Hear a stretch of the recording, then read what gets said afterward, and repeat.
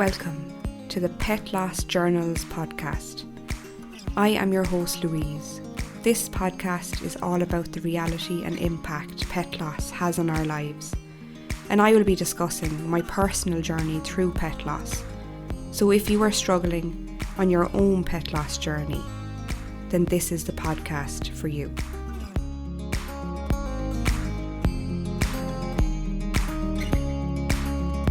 Welcome to episode 21. This week I'm going to read a journal entry that is from the 24th of May 2021. A little bit of a longer journal entry this week, but a lot to unpack with it.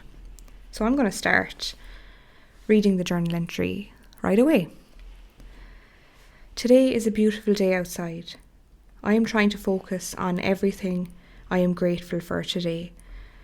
I just try and accept that I may never get over the loss of my dogs, and I may often have anxiety around other dogs.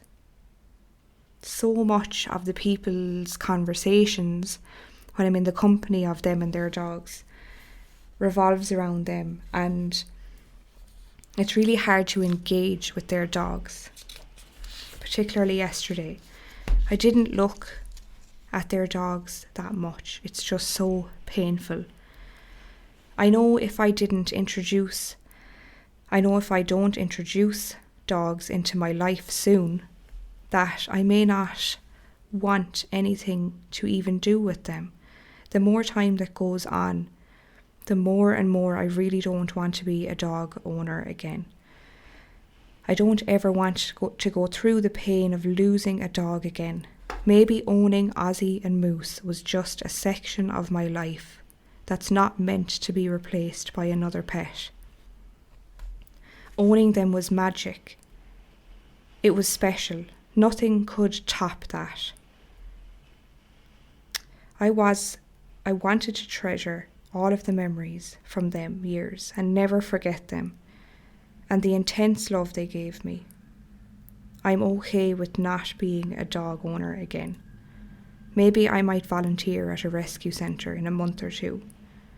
That might be nice. So that is this week's journal entry. And when I read over this, I had really forgotten that I had felt this way. And I do get a sense of sadness for me back then, like back in May 2021, feeling like this. And I just want to validate to anybody who's listening that these thoughts and emotions are so normal and common. Just so that you know that it's so normal to think like this, to feel like this, to write like this. It's so normal. And what's really prevalent and really obvious for me is that there are so many myths around grief that I have literally written about in this journal entry, and the learning that I have gained from then until now is absolutely incredible. It's the amount of learning, grief education that I have, absorbed and experienced and learned is crazy. And the fact that I've said I may never get over the loss of my dogs, and I may often have anxiety around other people's dogs. The fact that I said to myself that I should get over the loss, where did I hear this statement? So I heard this statement in society. I heard this statement in my environment. Growing up, I heard this statement, get over it. And I said this to myself. I mean, I always wanted to have compassion to myself, but who else listening now has realised they've also said that to themselves? Have you said, I just want to try and accept that I may never get over the loss of my dogs? So it's actually heartbreaking. Like, I feel sad reading that back, and I really, really do. You might hear it in my voice, but the fact that I wanted to get over it, because that's what society led me to believe, that that is the right way to process grief, to deal with grief, is to just get over the loss, just get over it. And it's like, you can never get over an intense loss. Like, do I actually want to get over it? I don't, because for me that statement means I eliminate any existence of the loss from my brain, and I don't think that that's humanly possible. I do believe that you can recover from really intense responses to grief, because I have done that.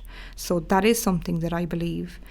But getting over it, which would insinuate that you erase all evidence or memory of the loss, you get over it completely, you forget about it. That's what that insinuates to me. That's what I pick up from it. Is impossible. It's not possible to do that.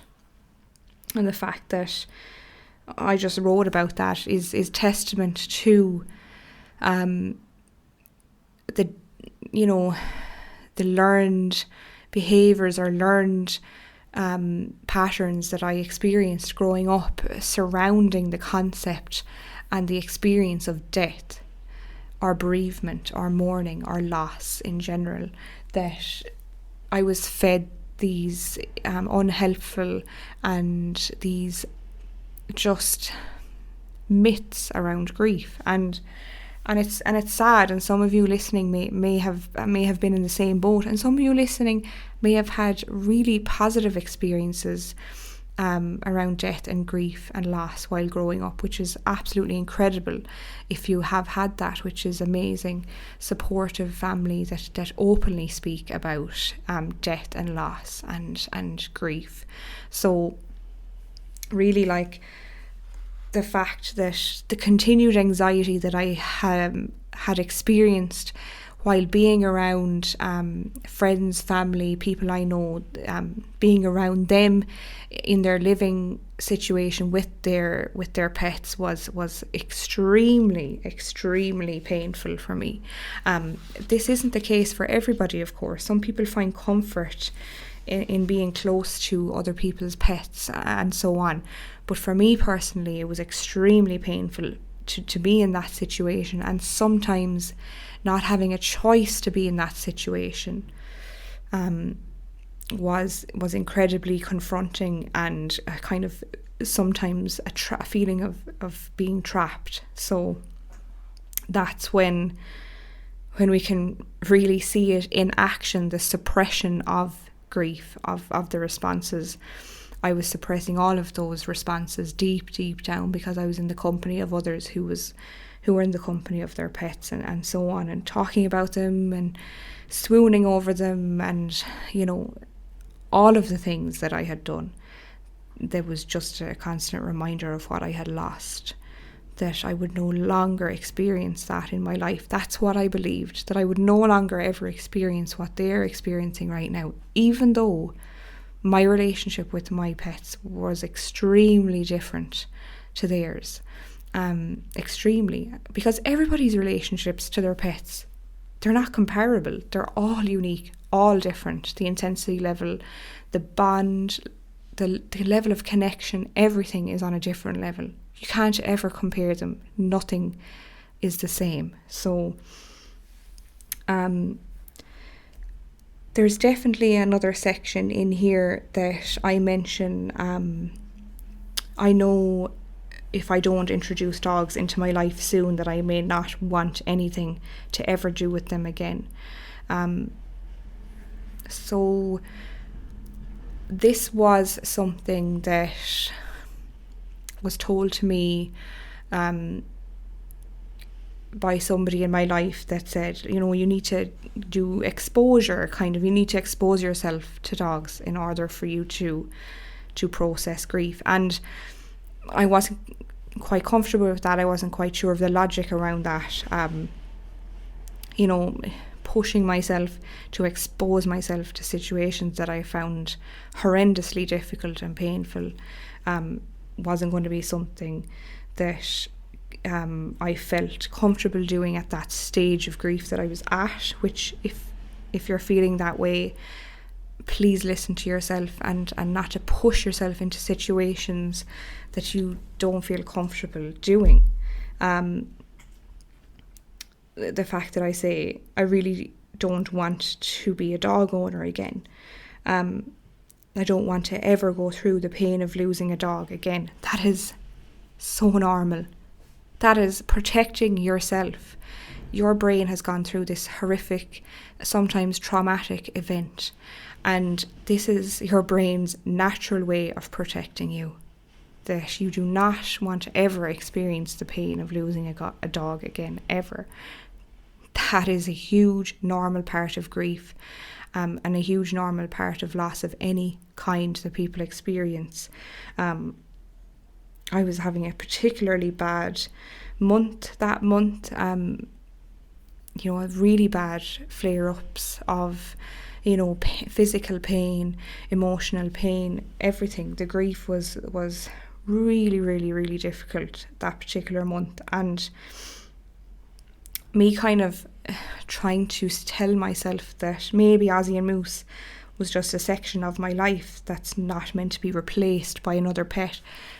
I'm literally naming out all of the myths of grief replacement. I mean, I spoke about this on previous podcasts, and replacement, like to be replaced by another pet. I mean, our pets that have died and left this world will never be replaced, can never be replaced by another, because you can't replicate the relationship that you had with the pet. I know some people bring a pet into their life very, very soon afterwards. They believe that sometimes they are ready. Do not get me wrong. There's no judgment here. But they believe that can fill that void or fill that gap of emptiness that they feel after their pet has died. That's not how I felt, but clearly here I have felt that in essence no pet will ever be able to live up to the connections that I had with those dogs, and in particular the connection I had with Ozzy, because I had him in my life, for close to 9 years, and Moose a lot shorter period. But I mean, that bond in particular, myself and Ozzy, was something that I know that I can't replicate, that I can't replace. And I think that the thought of that clearly in this section has caused me to really run away from that prospect of ever opening my heart again to another pet in my lifetime. And that is a big statement to make. So owning them was magic. It was special. Nothing could top it. I want to treasure all the memories from them for the years and never forget them and the intense love that they gave me. I'm okay with not being a dog owner again. And that was a true statement for me then. It really was. And if that is a true statement for you at whatever part of your loss, grief journey that you're in now, that is perfectly okay. That is perfectly okay. Some people ask me, and I've had a question recently from a listener, I'd love for you to speak, Louise, about when is the right time to bring a new pet into your life, and is there advice and tips that you can give? And what I'm going to do is I'm going to do a completely separate episode on that very topic, and I will cover what I feel has helped me, and I will share some new insights into my current life situation, and I will probably in a few weeks' time that I will release that episode, and I will be able to give some insights and give my experience of that particular topic. So be sure to listen in for that episode that is coming in a few weeks' time. And thank you so much to the listener that wrote in and asked me that question. I do appreciate all of your questions, your suggestions for episode topics. So be sure to send me a message on Instagram or send me an email, whatever is easier. The fact that I kind of said at the end of the journal entry that maybe I might volunteer at a rescue centre in a month or two. So there you go. I've nearly closed the book of having a pet in my life, but I've left the door ajar slightly for the prospect of volunteering at a rescue to enable me to have contact with dogs and with pets, and just I think it's those conflicting feelings again coming up here of grief. It's like I'm protecting myself, but I also don't want to shut myself off from ever having contact with dogs again, and I'm protecting myself because it was so fucking painful. I can't go there again. I'm okay with not being a dog owner. I'm okay with not being a dog parent. And then I'm just shutting myself off, and I'm literally listing out the grief myths throughout this journal entry, and it's tough for me to look back at that, but also there is that sadness looking back and reading it, but also how far I've come, like from that particular month that I was really, really struggling. I don't believe any of those myths anymore. Like I have education around grief now. I understand what it is. I understand the responses that I experience and the symptoms, and I have learned how to process all of those difficult emotions. I'm comfortable being around other dogs now. I don't feel anxiety. I don't constantly ruminate about my loss, and my grief when I'm sharing moments and time with other animals. I've come away from that mindset of shutting myself down to protect myself, to protect my emotions, to protect me as a person from the dreaded grief, the dreaded loss, of another pet.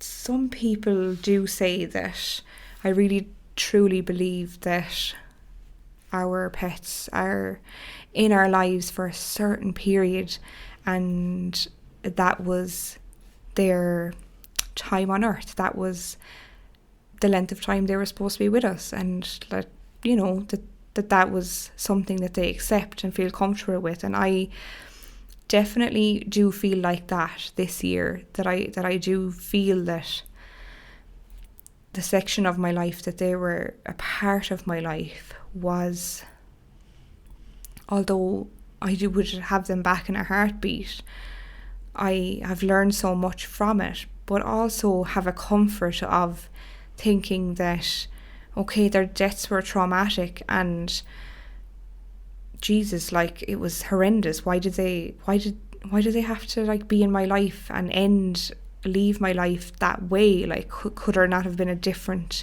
outcome, a different scenario, a different situation? And all of those questions just fade away. They're just gone now, and it's more of the comfort of, I do believe that they were in my life for that certain amount of time and the right amount of time, and I do believe that now. I have comfort knowing that, because my life is completely changed now. It's completely different, and it's so much has changed, so much of my personal life. And look at the avenue that I have gone down. I would never have dreamed of going down this kind of path of helping people or supporting people through pet loss grief. That never entered my mind. Some people call it post-traumatic growth. Can be a controversial term that's thrown around out there, but for me, it's definitely resonating for me. post-traumatic growth. It was a traumatic situation that I went through, as a lot of loss and grief situations and experiences are. They can be traumatic, but the growth that I experienced personally and professionally was just something that I didn't ever contemplate was going to happen, and that's what happened. Growth in so many different areas of my life, that the experience that I went through and their memory and their love and their energy drive me on to do these things, to talk on this podcast about the most intimate, parts of my personal life, my journal entries, like, as in, why would you share these with anybody? But look at me, I'm doing it. Because I felt so alone, and I just want you, the listeners, to feel less alone, to feel that somebody else has gone through something familiar, has gone through something similar, and I've not experienced the exact same thing as you, and I do not understand exactly how you feel, because I will never say that, because that isn't true, because that's impossible. Nobody can understand exactly how you feel, but that post-traumatic growth that I experienced was incredible, and there are some conflicting feelings. It's like all of this growth came from this really difficult, traumatic part of my life, the most horrendous, painful experience that I've ever gone through in my whole life, and where I am now. That I wonder, have any of you listening experienced that, or do any of you feel that you are experiencing a small level of growth, or some kind of growth personally, professionally? Just kind of ask yourselves that. Is there potential for growth following your major loss event? Not that there has to be either. There is no linear timeline for this, and this happens to some people and it doesn't happen to others, and it's a term that's kind of thrown out there quite a lot, but I resonate with it. Some of you may resonate with it, and I just wanted to share that with you. I leaned into the lessons that I learned. I leaned into, what isn't out there for someone that is experiencing this, that I didn't and couldn't find myself when I was going through it. So, yeah, very overwhelming and a lot to unpack from that journal entry, but I'm glad that if you've listened this far in, thank you. And next week I will be releasing an episode all about grief during the holidays, so grief during the Christmas holidays, and particularly pet loss grief. So that is something that I have been wanting to do on my to-do list, and I will be releasing that next week for you to listen to. I hope that it will provide you with some comfort, because Christmas can be an extremely difficult time to navigate, and even navigate, family and relatives' comments on your pet loss experience, which can be absolutely horrendously, dangerous and painful while you're going through this. So I will discuss all that next week. Until then, I will chat soon. Thank you for taking the time to listen to this week's episode. Remember, your pet loss grief is real, and it is so valid. Please be gentle on yourself. Until next time, take care.